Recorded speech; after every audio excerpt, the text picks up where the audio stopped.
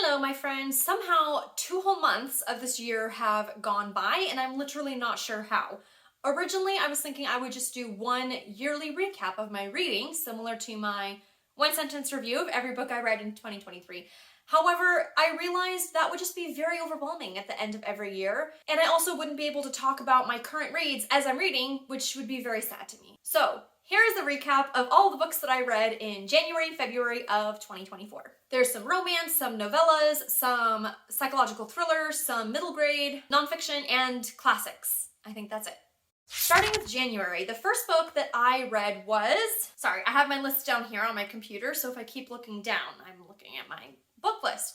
None of This Is True by Lisa Jewell. Now, I read most of this book in January, so I only technically finished it in January. I think I finished it January 1st, but it still is officially on the 2024 list. This is a psychological thriller, and I gave it 2 stars, or on my channel I give out bookmarks. I gave it 2 bookmarks. The story follows a woman named Josie, who at the beginning of the story is at a restaurant celebrating her 45th birthday, and she happens to see that a table close by, there's another woman there who is also celebrating her birthday, and she's also turning 45. The other woman, Alex, as it turns out, she hosts a podcast, and through a series of events, she ends up interviewing Josie. Things start to kind of not add up in the story. There's some strange things. Secrets come up and are eventually revealed. And the reader and Alex are left unclear if Josie is telling the truth or if she's kind of weaving these elaborate lies. For me personally, the story had a lot of promise, but it just wasn't quite there for me. I've read a few things by Lisa Jewell, and I think that maybe her books just aren't for me.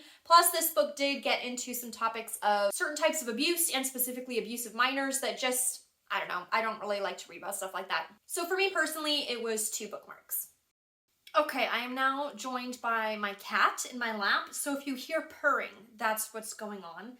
The second book I read was Inward by Yung Pueblo, and this was a 5 bookmark read for me. This book is a collection of poetry covering topics like self-love, knowing ourselves, intuition, things like that. I have never really been much of a poetry person, but last year I started discovering some great poetry books, and this is definitely one of them. There goes my cat's tail.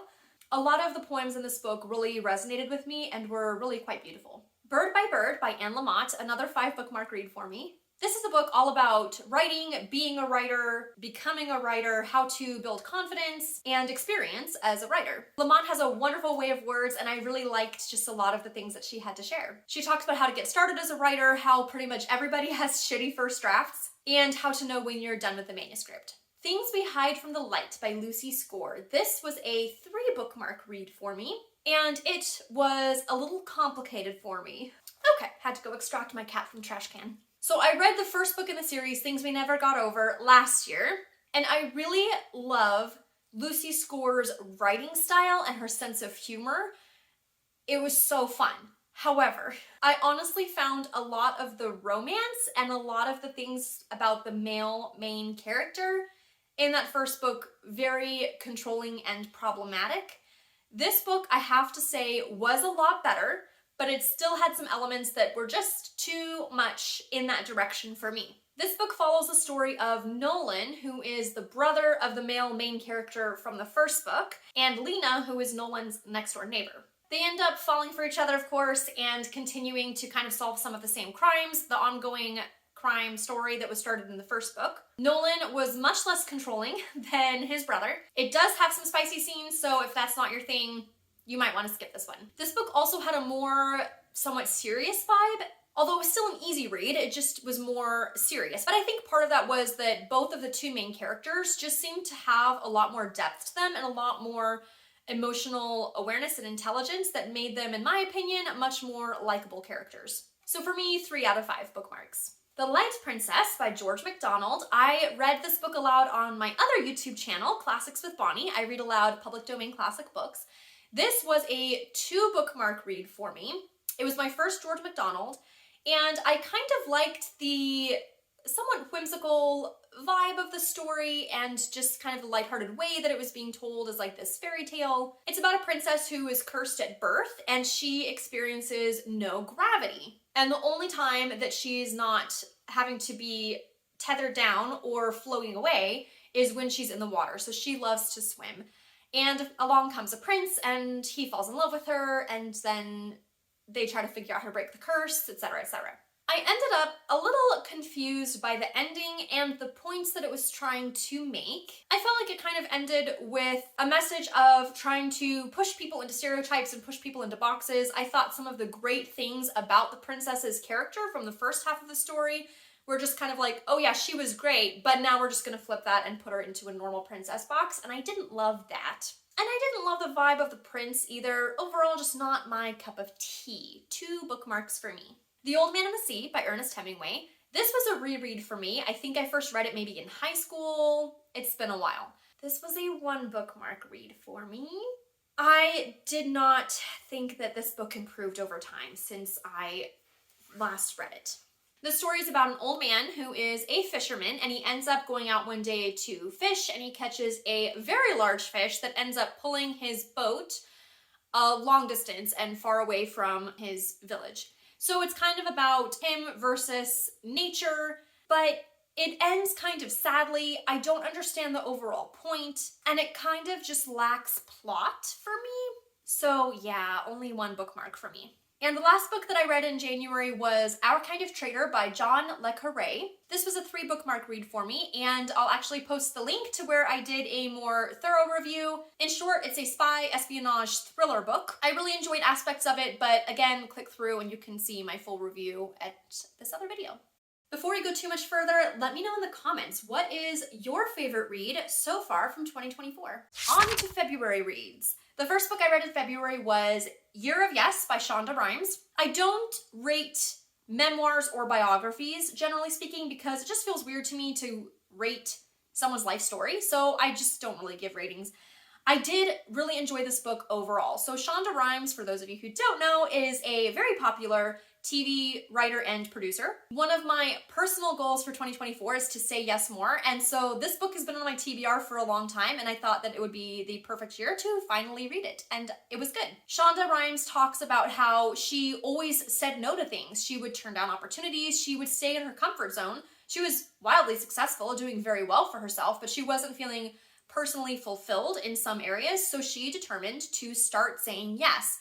She decided to take a year where she would not turn down any opportunity. So the book just kind of goes through some of her experiences and things that happened. She talks about learning and developing boundaries, how to juggle different aspects of life, and it was a good read. This Promise of Change, One Girl's Story in the Fight for School Equality by Joanne Allen Boyce. Joanne Allen Boyce was one of the first African Americans to integrate into a school in Tennessee in 1956. She shares her experience through poetry, and she documents that first year of going to that school and what it was like. It's a very good read, very powerful, very sobering, but I would recommend it for anybody who wants to hear from a person who actually experienced these things. Playing the Odds, A Rivals to Lovers Contemporary Romance by Erica Simone. This book was actually written by somebody in one of my writing groups, which is super fun. I love to support new authors when I can. This is a novella about a woman who visits several different casinos in the Las Vegas area, and she uses her power of intuition to win games and earn a lot of money to support her sisters. Along the way, she meets and falls in love with the head of security of one of the casinos. It was an easy read. It did move a little too fast for me, but I guess that's somewhat typical for novellas anyways. The Extremely Inconvenient Adventures of Bronte Meadowstone by Jacqueline Moriarty. This book was 4 bookmarks for me. I don't typically read middle grade. However, I've been trying to read a little bit more just to have some good book recommendations for my oldest. It took me a while to get into this book, but I did end up enjoying it.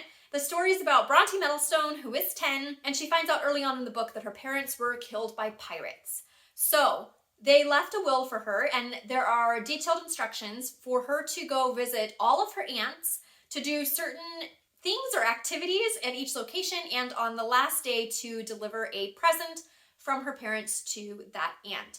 But their will they left bound by fairy magic. So if any of the steps or details of the will are broken, the town that Bronte's from will literally start to fall apart, so she has to follow every detail. So the book is all about her adventures as she's traveling to the different aunts, the different things that happen, the escapades that she goes on, and little pieces from each story end up coming back at the end with a magical battle and Bronte saving the day. It's a fun read. The Exception to the Rule by Christina Lauren. Another novella. This was 4 bookmarks for me. This was on Kindle Unlimited. It was a pack of multiple novellas for Valentine's Day. I love stories that are about writing or writing letters, or in this case, emails. And the story starts out on Valentine's Day. Somebody sends an email and accidentally sends it to the wrong person. So these two people end up corresponding once a year on Valentine's Day, but not exchanging names or personal information. These two people do end up meeting and they fall in love, and it's just a cute story. I really liked it. 4 bookmarks for me. The Banned Bookshop of Maggie Banks by Shauna Robinson. This was 3 bookmarks for me. Maggie Banks is trying to figure out what to do with her life when her best friend asks her to come and help with her struggling bookshop while she is on maternity leave. So she goes to the bookshop, but she finds out that there are a lot of very strict rules in this small town, as well as rules for the bookshop and what she's allowed to sell and not sell. So she ends up having some secret book club meetings to try to bring in more business, save the bookshop, and develop a sense of community for people in the town.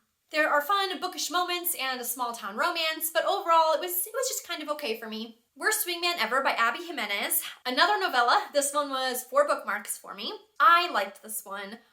It's about someone named Holly. She's a home hospice nurse and she's currently taking care of her beloved grandmother. One day she goes out and she finds a note on her car. It's a Valentine's note, but it's not for her.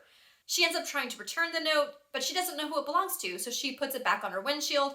Long story short, she and the other writer of the notes end up exchanging anonymous notes by leaving notes and then gifts on her car. And soon, of course, love is brewing. I have enjoyed pretty much everything that I've read by this author, and I did like this one too. Everyone on this Train is a Suspect by Benjamin Stevenson. This was 3 bookmarks for me. It's the second book in the Ernest Cunningham series. The first book was Everyone in My Family Has Killed Someone, and I loved that book. I thought it was so great, so I had high hopes for this one. So the story follows the same main character, Ernest Cunningham, who is now on a train for a writing conference, and he is one of the panelist speakers. He's supposed to be delivering a new manuscript soon, but he doesn't know what to write. As one can imagine in a mystery book, things start happening. Suspicious things are said, odd things are done, and soon enough, there's a murder. I love the unique way that Benjamin Stevenson writes his books. The way that the main character, it feels like he's the actual author. It feels like it really happened. And the way that he kind of talks aside to the readers and he says, here's some clues, or this is the order that I'm writing my book in, so if you're paying attention, there will be clues on page 103, but like he doesn't tell you what's going to be happening on page 103. It's just really unique and clever, and I really like the writing style. However, in this book, unfortunately, it felt a little bit too much like he was trying too hard to repeat his first bestseller, which is ironic because that is also what his main character was trying not to do in the story. Some of the mystery connections that are unfolded towards the end, it just didn't quite make sense to me. It felt like a little bit more of logical leaps. Anyways, I just didn't resonate with it as much, so only 3 bookmarks for me. Divine Rivals by Rebecca Ross. I had 2 people tell me about this book and that they loved it, so I finally got a copy from the library. This was a 4 bookmark read for me. I read it pretty quickly because it was really gripping me. It's a young adult fantasy with some romance thrown in. Iris Winnow has a bit of a rivalry going on with one Roman Kit, and they both work as columnists at a newspaper, and they're both vying for the same job. Iris also has been writing letters to her brother who is away fighting at war. She stashes the letters under her wardrobe and they vanish. For the longest time, she never got any response until one day, all of a sudden, she receives a response. A letter magically appears under her wardrobe, and pretty soon she starts exchanging letters with this anonymous person. Also, I didn't really realize until I started recording how many books I read in January and February that have to do with secret anonymous letters being exchanged. I love that. When Iris ends up going to the front line of the war to write firsthand about everything that's happening, she is shocked to find that Roman Kit follows her to the front line. Lots of things happen, secrets are revealed, war is fought, people fall in love. I do have to say the ending felt a bit rushed to me, and I don't love one of the very ending plot points. I don't want to give spoilers, but if you know, you know.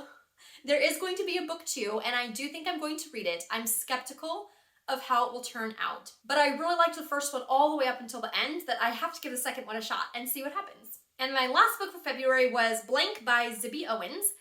This was a 1 bookmark read for me. Pippa Jones was a best-selling author years ago, and she signed the publishing company and promised a second manuscript. The problem is the deadline for that second manuscript was 3 years ago, and now her publishing company is ready to drop her because she's not producing another manuscript. When her son makes a random comment one day, she gets the idea to submit a blank manuscript. That's right, blank. And this is where the story lost me. I thought it had so much promise, but Pippa tries to spin it into like a social commentary thing that she just kind of makes up on the spot, and then she has to defend it to the publishers because she needs to sell this book. But she said it's social commentary on how people are starting books, but people never finish books. The publishing world is not very fair as to which authors it features and doesn't feature, and how people and readers and consumers are upset at publishers. Some of that I get, and some of it I just didn't. It felt like she was grasping at straws, which she was, like that was part of the plot,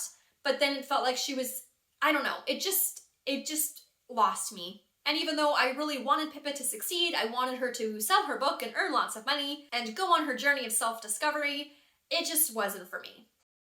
Whew. Well, there are all the books that I read in January and February. Overall, I'm very pleased with my reading in the first 2 months. I love that I had some very high star rated books as well as some lower rated books. I felt like I had quite a variety over the books that I read. Cat fur on my face. I love you. It was an easy, but